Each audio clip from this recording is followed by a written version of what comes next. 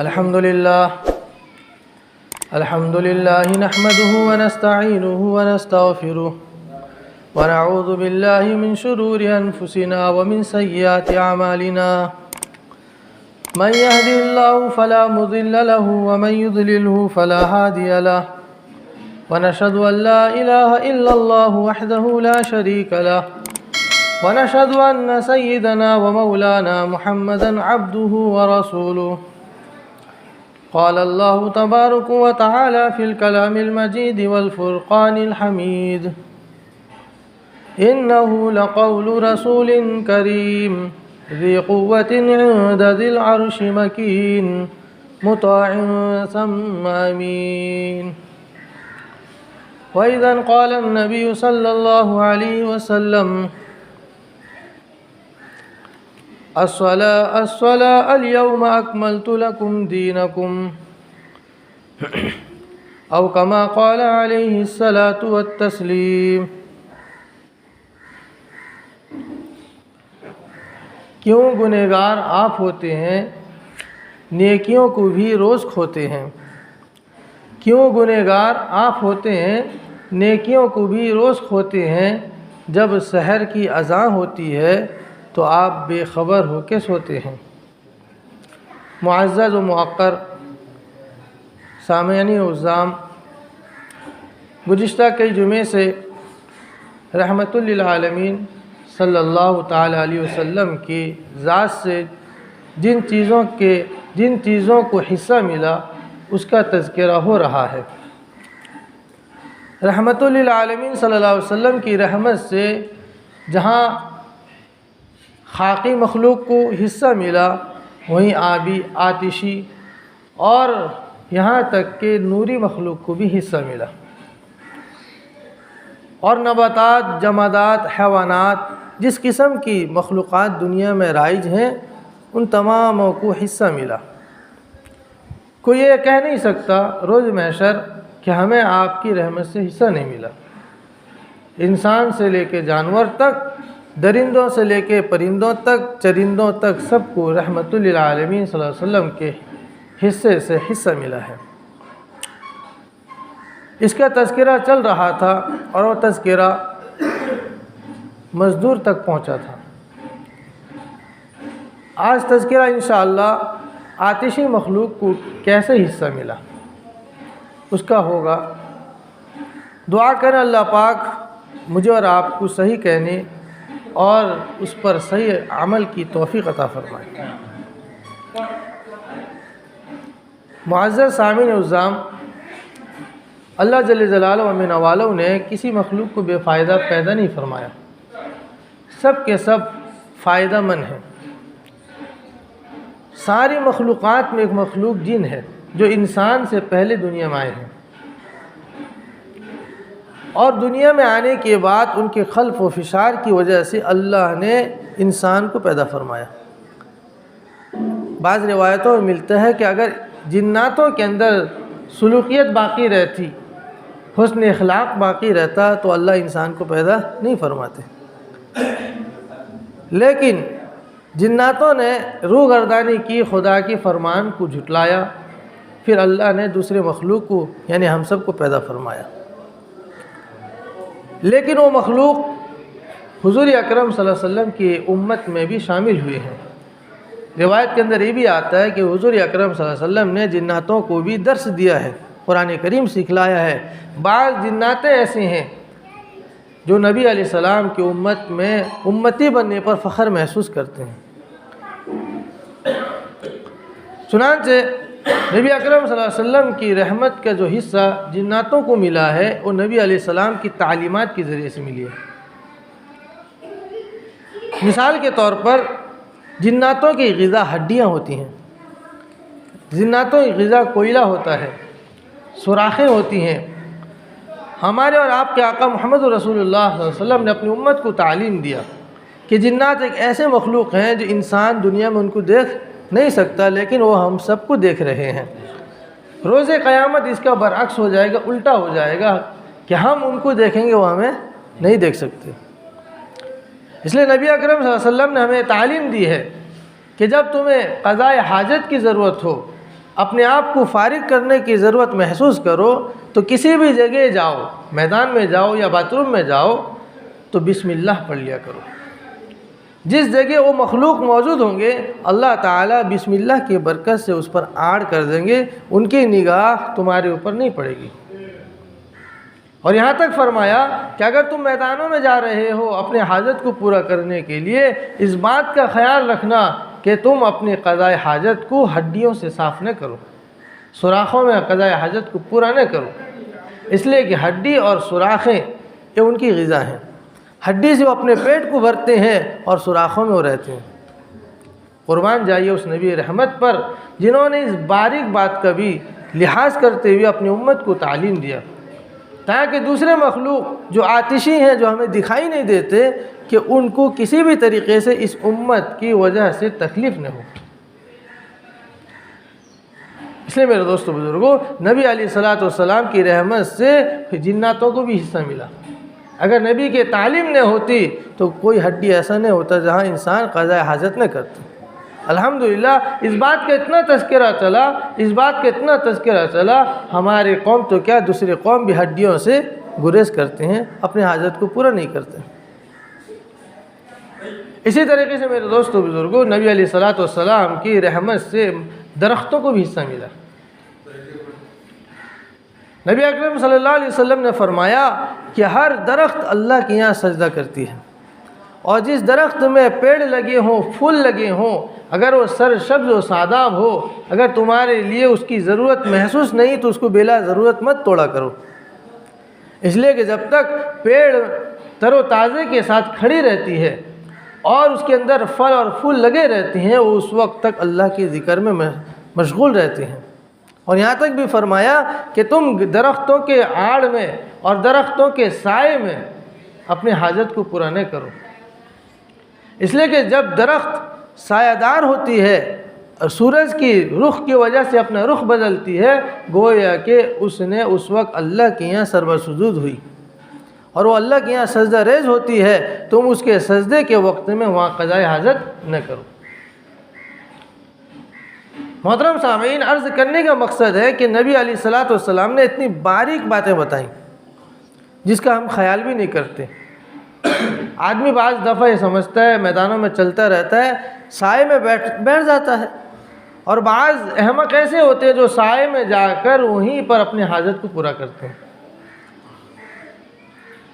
حاجت پورا کرنے والا گنہگار ہوتا ہے اور حاجت نہ پورا کرنے والا اپنی رحمت میں جگہ لیتا ہے۔ چنانچہ نبی علیہ الصلوۃ والسلام نے میرے دوستو بزرگوں جس درخت کا اتنا لحاظ کیا، اس کو اپنی رحمت میں شامل کرنے کے لیے اپنی امتیوں کو جو تعلیم دی ہے، میرے دوستو بزرگوں کسی مذہب میں ایسی تعلیم آپ کو نہیں ملے گی۔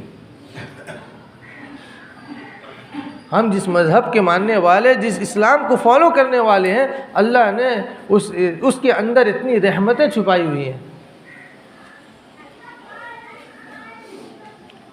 آج لوگ ہمیں نہ جانے کیا کیا کہتے ہیں جو زبان میں لانا ہی مناسب نہیں ہوتا، اور ہمارے مذہب کو نہ جانے کتنے برے برے الفاظ سے لوگ پکارتے ہیں۔ اس لیے تو فرمایا گیا کہ جس نے اس مذہب کی حقیقی معنی میں مطالعہ کیا ہے وہ کبھی اسے منہ موڑ نہیں سکتا، کہ اللہ نے اس کے اندر اتنی لچک رکھی ہے۔ میرے دوستو بزرگوں، جہاں اللہ نے جناتوں کو، درختوں کو اللہ کے نبی صلی اللہ علیہ وسلم کی رحمت سے حصہ دینے کا ذکر کیا ہے، وہیں مردوں کو بھی حصہ ملا ہے۔ اللہ کے نبی نے فرمایا اذکروا محاسن موتاکم، کہ تم اپنے مردوں کی برائی بیان نہ کرو۔ چنانچہ روایت کے اندر آتا ہے حضرت ابو رافع رضی اللہ عنہ ایک صحابی رسول ہیں، ایک کتاب مستدرک حاکم، اس کے اندر یہ ذکر ہے کہ اللہ کے نبی صلی اللہ علیہ وسلم نے فرمایا کہ اگر کوئی آدمی کسی میت کو غسل دے اور اس غسل کے دوران اس نے کسی قسم کی اس میت کے عیب کو پایا اور اس عیب کو راز میں رکھا، چھپایا، کہیں ظاہر کرنے نہیں دیا، کہیں بتایا نہیں کہ فلانے کا ایسا ایسا ہوا تھا، چھپا کے رکھا، روایت کے اندر آتا ہے اللہ کے نبی فرماتے ہیں اللہ تعالیٰ اس کی 40 مرتبہ مغفرت فرماتے ہیں۔ اگر جس نے کسی میت کو کفن پہنا دیا، اللہ تعالیٰ روز قیامت اس کو موٹا اور باریک ریشم کی لباس پہنائیں گے۔ یہ کس کی تعلیم ہے؟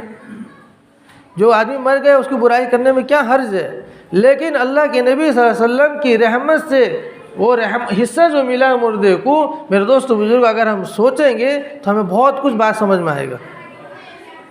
اگر آدمی برائی کر دے تو کیا معاملہ ہے، لیکن اس کی برائی کو چھپانے کے لیے ایسی تعلیم دی گئی تاکہ اس کو اور اس کے زندوں کو تکلیف نہ ہو۔ اور دوسری روایت کے اندر آتا ہے، حضرت ابو رافع اس کے بھی راوی ہیں، فرماتے ہیں کہ اگر کسی نے کسی میت کے عیب کو پایا اور اس کو چھپایا، اللہ تعالیٰ اس کے 40 بڑے بڑے گناہ معاف فرمائیں گے۔ اگر کسی نے کسی میت کے لیے قبر کھود دیا اور اس کو اس میں ٹھہرا دیا، اللہ تعالیٰ قیامت تک اس کو گھر میں رہنے کا یا گھر دینے کا ثواب عطا فرمائیں گے۔ اتنی بڑی فضیلت ہے، اور یہ رحمت سے جس کو حصہ ملا ہے محمد رسول اللہ صلی اللہ علیہ وسلم کے صدقے میں، مردوں کو، میرے دوست بزرگوں، اس کا ہم اندازہ نہیں کر سکتے۔ اگر ہمارے نبی کی تعلیم نہیں ہوتی، آج مردوں کا کون قدر کرتا؟ آج لوگ زندوں کی قدر کو تیار نہیں، زندوں کو برا بھلا کہنے کے لیے پیچھے نہیں ہٹ رہے ہیں، مردوں کو کون چھوڑتا؟ اس لیے ہمارے نبی نے ایک موقع پہ یہ بھی فرمایا کہ تم مردوں کی اچھائیاں بیان کرو، برائیاں سے گریز کرو۔ میرے دوست بزرگوں، ہمارے نبی صلی اللہ علیہ وسلم کی رحمت سے مردوں کو بھی حصہ ملا ہے، یہ بات ہم سب کے سامنے واضح ہوگی۔ اگر میرے دوست بزرگوں نبی علیہ السلام کی تعلیم نہ ہوتی تو آج نہ جانے مردوں کو بھی لوگ کیا کیا کہہ دیتے۔ چنانچہ جہاں جناتوں کو حصہ ملا، درختوں کو حصہ ملا، اور جہاں مردوں کو حصہ ملا، وہیں نوری مخلوق یعنی فرشتوں کو بھی حصہ ملا ہے۔ فرشتے بھی ہمارے نبی صلی اللہ علیہ وسلم کی رحمت سے حصہ پانے کے حقدار بنے۔ ایک مرتبہ حضور اکرم صلی اللہ علیہ وسلم نے حضرت جبریل امین علیہ السلام سے پوچھا، کیا تمہیں میری رحمت سے حصہ ملا ہے؟ جبریل امین علیہ السلام نے فرمایا کہ جی ہاں ضرور۔ حضور اکرم صلی اللہ علیہ وسلم ان سے پوچھا وہ کیسے؟ حضرت جبریل امین علیہ السلام نے کہا کہ وہ ایسے ہے کہ جس وقت عزازیل کو جنت سے نکالا گیا، اس پر اللہ کی لعنتیں ہوئی، پھٹکار ہوئی، اللہ کی غیظ و غضب کا وہ حقدار بنا، میں اس وقت سے اب تک ڈر رہا تھا کہ کہیں ایسا نہ ہو کہ میں بھی اس کا حقدار نہ بن جاؤں۔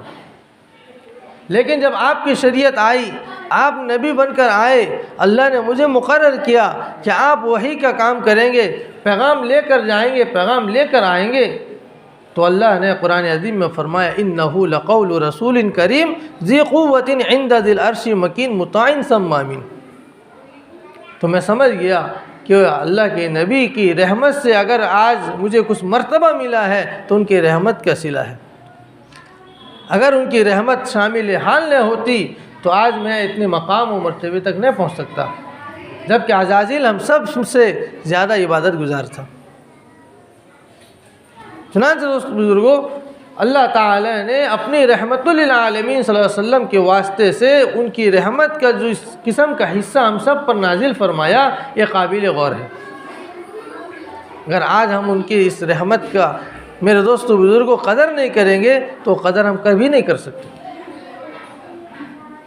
چنانچہ روایت کے اندر آتا ہے کہ نبی اکرم صلی اللہ علیہ وسلم کی مبارک و مقبول دعاؤں کی برکت سے اللہ نے اس امت کے گنہگاروں کو بھی وافر حصہ دیا ہے۔ اگر نبی اکرم صلی اللہ علیہ وسلم کی دعاؤں کا برکت نہ ہوتا، اس امت میں جتنے بڑے بڑے گنہگار موجود ہیں، میرے دوستو بزرگوں جو عزت کے ساتھ چل رہے ہیں ان کو عزت نہیں ملتی۔ اگر آپ تاریخ کا مطالعہ کریں گے، قرآن عظیم اس کا شاہد ہے۔ اللہ فرماتے ہیں کہ ہم نے آدم علیہ السلام کو ان کی بغیر سوچی سمجھی غلطی کی وجہ سے جو اندانستہ ہو جاتی ہے، جان بوجھ کر نہیں ہوتی، جو بغیر ارادے کے ہو جاتی ہے۔ گیہوں کے درخت کو منع کیا تھا کھانا نہیں ہے، لیکن کسی وجہ سے کھا گئے، اتنی بڑی غلطی نہیں ہے۔ لیکن میرے دوستو بزرگوں، جب حضرت آدم نے اس درخت کو کھا لیا، اس درخت کے پودے منجی کو، بیج کو کھایا، گیہوں کو، تو اللہ پاک نے ان کو جنت سے نکال دیا۔ اور زمین میں بھیج دیا۔ روایت کے اندر آتا ہے حضرت آدم علیہ السلام جو لباس جنتی پہنے ہوئے تھے اللہ نے اس کو بھی اتار دیا کہ تم اس لباس کے بھی حقدار نہیں ہو، تم لباس اتار کر جاؤ۔ حضرت آدم اور حوا دونوں بغیر لباس کی زمین پر آئے تھے۔ اس کا قرآن عظیم میں بھی ذکر ہے دوستو بزرگوں۔ لیکن ہمارے نبی صلی اللہ علیہ وسلم کی دعاؤں کی برکت کی وجہ سے اللہ نے اس امت کو عزت دی ہے کہ اس امت کے بڑے بڑے گنہگار ایسے بھی ہیں اللہ نے ان کو اپنے گھر سے باہر نہیں نکالا۔ اللہ تو ان کے توبے کا منتظر ہے کہ وہ کب توبہ کر لیں، وہ کب توبہ کر لیں۔ اگر کوئی آدمی جسم کے بغیر، کپڑے کے بغیر جسم کے اندر اگر کپڑا نہ پہنا ہو، اس کے لحاظ سے بھی اگر گناہ کر لیتا ہے اللہ پاک اپنی رحمت سے اس کو کپڑا پہنا دیتے ہیں۔ اگر کوئی گھر سے باہر نکل کے گناہ کر لیتا ہے اللہ پاک اپنی رحمت سے اس کو گھر کے اندر داخل فرما دیتے ہیں۔ اللہ تو میرے دوست بزرگوں اس امت کے گنہگاروں کے توبے کے منتظر ہیں کہ جب میرا بندہ توبہ کرے گا۔ روایت کے اندر آتا ہے اگر کوئی آدمی 100 سال کا کافر، 100 سال کا مشرک اگر اللہ کے یہاں آ کر سچے دل سے توبہ کرتا ہے تو اللہ پاک اس کی توبہ کو قبول فرماتے ہیں۔ بنی اسرائیل میں میرے دوستو بزرگوں قرآن عظیم کے اندر بنی اسرائیل کے تذکرے جگہ جگہ آئے ہیں، اور بنی اسرائیل کے نافرمان لوگوں کو امت محمدیہ کے لیے ایک عبرت کا مقام بنایا تاکہ امت محمدیہ بنی اسرائیل کے تذکرے کو سن کر اپنے آپ کو سنبھال لیں کہ بنی اسرائیل کے قوم کس طرح اللہ کے عذاب کے شکار بنی۔ اور میرے دوستو بزرگوں اللہ پاک نے جتنی سختیاں توبہ کے اوپر بنی اسرائیل پر عائد کیے تھے اتنی سختیاں اس امت پر نہیں ہیں۔ اس امت کا بڑا سے بڑا گنہگار دربار خداوندی میں آئے ایک قطرہ آنسو بہا دے اللہ معاف فرما دیتی ہیں، لیکن بنی اسرائیل کے اندر اللہ نے شرط لگا دیا کہ تم ایسا کرو گے تمہیں معافی ملے گی۔ چنانچہ روایت کے اندر آتا ہے بنی اسرائیل میں اللہ پاک نے بچھڑے کے پوجا کرنے والوں پر، بچھڑے کے پوجا کرنے والوں کو حکم دیا کہ جو پوجا کر رہے تھے اور جو نہیں کر رہے تھے دونوں کے دونوں میدان میں آئیں، اور پوجا نہ کرنے والے ہاتھ میں چاقو لے کر آئیں گے اور پوجا کرنے والے خالی ہاتھ آئیں گے۔ سب کے سب ایک میدان میں جمع ہو جائیں گے اور میں بادل کے ذریعے سے اس میدان کو پورے اندھیرے میں بھر دوں گا، اور پوجا نہ کرنے والے پوجا کرنے والوں کو فَاقْتُلُوا أَنفُسَكُمْ کے تحت ان کو ذبح کریں گے کہ تم اپنے جانوں کو قتل کرو۔ اگر تم اس طرح کرو گے تو میں تمہیں معاف کروں گا، ورنہ نہیں۔ دوستو بزرگوں ذرا سوچیں کہ کس طرح اللہ کی طرف سے ان پر وعیدیں آتی تھیں کہ تم نے یہ حرکتیں کی ہیں تو اس حرکت کا سزا تم کو اس طرح دیا جائے گا جب تم اس طریقے سے انجام دو گے۔ آج ہم اپنے اوپر ذرا غور کریں کہ آج اللہ نے ہمارے اوپر کوئی شرط لگایا؟ کسی قسم میں کوئی شرط نہیں۔ مجمع میں ہو یا تنہائی میں گرم گرم آنسو بہا دو، اللہ معاف کرنے کے پر آئے تو معاف کر دیتا ہے۔ فرشتے کبھی کبھی رشک کرتے ہیں کہ مولا تو اتنے بڑے بڑے گنہگاروں کس طرح معاف کر دیتا ہے؟ رب فرماتا ہے وہ میرا معاملہ ہے، میں سمجھوں میرا بندہ سمجھتا۔ میرے دوستو بزرگوں ذرا غور کرنے کا مقام ہے کہ بنی اسرائیل میں اگر کسی کپڑے کے اندر ناپاکی لگ جاتی تھی، منی وغیرہ، پیشاب وغیرہ، پاخانہ وغیرہ لگ جاتی تھی، تو دوستو بزرگوں ان کو حکم ہوتا تھا کہ اس جگہ کو کاٹ کر پھینکو اور پھر سی کر اس کو پہنو تو تمہارے کپڑے پاک ہوں گے۔ لیکن اس امت پر اللہ کی رحمت نازل ہوئی، نبی کی رحمت نازل ہوئی، کہا کہ چلو بھر پانی میں دے دو پاک ہو جائے گی۔ نبی رحمت صلی اللہ علیہ وسلم کی رحمت سے ایک حصہ ہمیں ملا ہے۔ اگر یہ رحمت نہ ملتا دوستو بزرگوں آج ہم کتنے کپڑے کاٹتے؟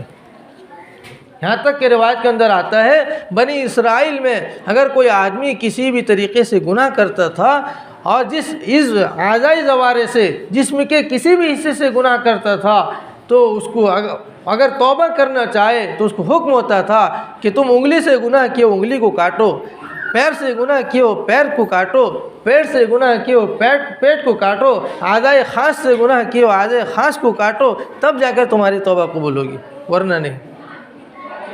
اللہ نے اس امت پر نبی رحمت کے ذریعے سے وہ رحمت عطا فرمایا کہ گرم آنسو بہاؤ تمہاری توبہ قبول۔ بنی اسرائیل میں اگر کوئی آدمی گناہ کر لیتا تھا صبح سو کر اٹھتا تھا تو اس کی دیوار پر، اس کی دروازے پر لکھا جاتا تھا کہ فلاں ابن فلاں اس طرح کا گناہ کیا ہے۔ میرے دوستو بزرگوں، نبی رحمت کے ذریعے سے اللہ نے اس امت کے اوپر وہ پردہ پوشی کا معاملہ فرمایا کہ اس امت کے گنہگار کو چھپا دیا کہ نہیں، میرے لاڈلے نبی کی لاڈلی امت ہیں، ان کی گناہ بھی راز میں رہی ہے۔ میرے دوستو بزرگوں، سمجھنے کا مقام ہے کہ اللہ پاک نے کس طریقے سے ہماری پرورش کی ہے، ہم پر رحمت نازل فرمایا ہے۔ اور سچی بات تو یہ ہے کہ رحمت للعالمین صلی اللہ علیہ وسلم کی رحمتی کی دعاؤں کا نتیجہ ہے۔ اگر رحمت کی دعا ہم پر نہ ہوتی، آج ہم سب دیکھ رہے ہیں کہ ہم پر کیا حالت بیت رہی ہے۔ بعض پہلے والے تو ایسے تھے کہ اللہ نے ان کو دل کی آنکھوں سے دکھاتا تھا، آج تو ہم ظاہری آنکھوں سے بھی دیکھ کر سبق نہیں حاصل کر رہے ہیں۔ اللہ پاک نے میرے دوستو بزرگوں نبی علیہ الصلوۃ والسلام کی دعاؤں کی بدولت، دعاؤں کی برکت سے ہمیں عزت دیا ہے، ورنہ مٹھی بھر لوگوں کو چاروں طرف سے دشمن گھیرے ہوئے ہیں۔ نبی کی دعاؤں کا برکت ہے کہ اللہ نے ان کو پار اتار دیا۔ روایت کے اندر آتا ہے کہ نبی اکرم صلی اللہ علیہ وسلم اپنے خلاف عادت ایک دن بہت لمبی نماز پڑھی، نفل نماز تھی، اور لمبے سجدے بھی کیے۔ جب نماز سے فارغ ہوئے، صحابہ کی اچھی عادت تھی، وہ ہمیشہ ہر بات پوچھا کرتے تھے کہ یا رسول اللہ، ہم خلاف عادت آپ کو ایک لمبی نماز پڑھتے ہوئے اور سجدے کرتے ہوئے دیکھے۔ حضور اکرم صلی اللہ علیہ وسلم نے فرمایا کہ کیا بتاؤں کہ آج میں جو نماز پڑھی ہے وہ خوف کی نماز پڑھی ہے، اور اس خوف کی نماز میں نے رب العالمین کے سامنے 3 دعا مانگی ہے، میرے رب نے 2 دعا قبول کر لی اور 1 رد کر دیا ہے۔ صحابہ کہنے لگے یا رسول اللہ، ہم چاہتے ہیں کہ آپ نے کون سی دعا مانگی ہے، ہماری کان سننے کے لیے بےتاب ہے، اگر آپ سنا دیں گے تو ہم سن لیں گے تاکہ ہمیں اطمینان مل جائے۔ محترم سامعین، ذرا غور سے سنیں کہ نبی رحمت نے اس امت کا کتنا خیال کیا ہے۔ میرے آقا علیہ السلام نے فرمایا کہ میں نے اللہ سے پہلی دعا مانگی، اے میرے مولا، میری امت پر کوئی ایسا ظالم بادشاہ مسلط نہ کر دینا جو سب کو ہلاک کر دے، برباد کر دے۔ میرے رب نے دعا قبول کی کہ اے محمد، جا میں تیری دعا قبول کرتا ہوں کہ قیامت تک تیرے امت پر کوئی بھی ظالم بادشاہ مسلط نہیں کروں گا۔ میرے دوستو بزرگوں، ذرا ظاہر پر غور کر کے دیکھیں، اپنے آزو بازو میں دائیں بائیں میں غور کر کے دیکھیں، اپنے یوٹیوب چینل کی طرف چلے جائیں، ٹیلی ویژن کی طرف چلے جائیں، انسٹاگرام کی طرف چلے جائیں، فیس بک کی طرف چلے جائیں، جس قسم کی ویڈیو وائرل ہو رہی ہے، میرے دوستو بزرگوں، یہ ہمارے نبی کی دعاؤں کا نتیجہ ہے۔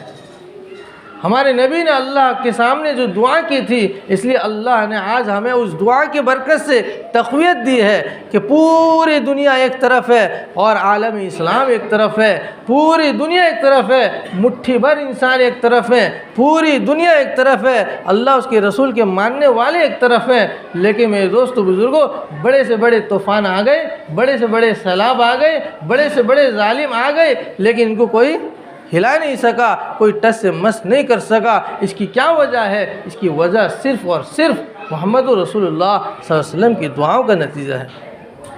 اگر نبی دعا نہیں مانگتے، میرے دوست بزرگ، ہمیں کوئی بچا نہیں سکتا۔ آج ہم دندناتے ہوئے جو چل رہے ہیں، پھر رہے ہیں، سینہ چوڑا کر رہے ہیں، میرے دوست بزرگوں، اگرچہ ظاہر میں کچھ حالات ضرور ہیں، لیکن میرے دوست بزرگوں، جہاں آزادیاں ہیں، جہاں ہم آزادی کے ساتھ اپنے مذاہب پر چل رہے ہیں، یہ نبی کی دعا کا برکت ہے۔ آج جمعے کا دن ہے، ہمارے ملک کے اندر بھی ایسے حالات ہیں کہ بعض لوگ آج جمعے کی نماز سے بھی محروم ہوئے ہوں گے۔ اب نماز کے بعد جائیں گے، آپ کو خبر مل جائے گی۔ لیکن ہم آزادی کے ساتھ یہاں جمعہ میں آئے ہیں، آزادی کے ساتھ ہم اپنی مسجدوں میں اذان دیتے ہیں، آزادی کے ساتھ ہم نماز پڑھتے ہیں۔ میرے دوست بزرگ، یہ نبی کی دعاؤں کا نتیجہ ہے۔ اگر نہیں ہوتا تو ہم پر بھی پابندیاں لگ جاتی۔ یہ نبی علیہ الصلوۃ والسلام نے دعا مانگی، اے میرے مولا، میری امت پر ایسا کوئی بادشاہ مسلط نہ کر دینا جو میری امت کو صفحہ ہستی سے مٹا دے۔ نبی کی دعا قبول ہوئی، آج ہم دندناتے ہوئے پھر رہے ہیں، آج ہم اپنی چاہت کے مطابق زندگی گزار رہے ہیں۔ اسی طریقے سے میرے نبی نے ایک اور دعا مانگی، اے میرے مولا، میری امت پر کبھی ایسا قحط نازل نہ فرمانا، بھوک مری نہ لانا کہ میری امت بھوک سے مر جائیں بلبلاتے ہوئے۔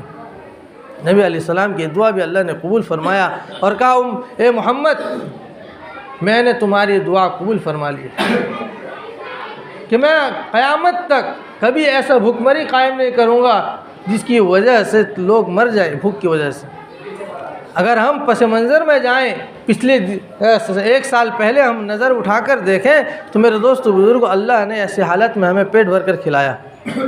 جو کھانا ہم بغیر لاک ڈاؤن میں کھا نہیں سکتے تھے، لاک ڈاؤن میں کھا کے اڑا دیے۔ بعض لوگوں کو تو ہم نے فسٹی پر فسٹی کرتے دیکھا ہے۔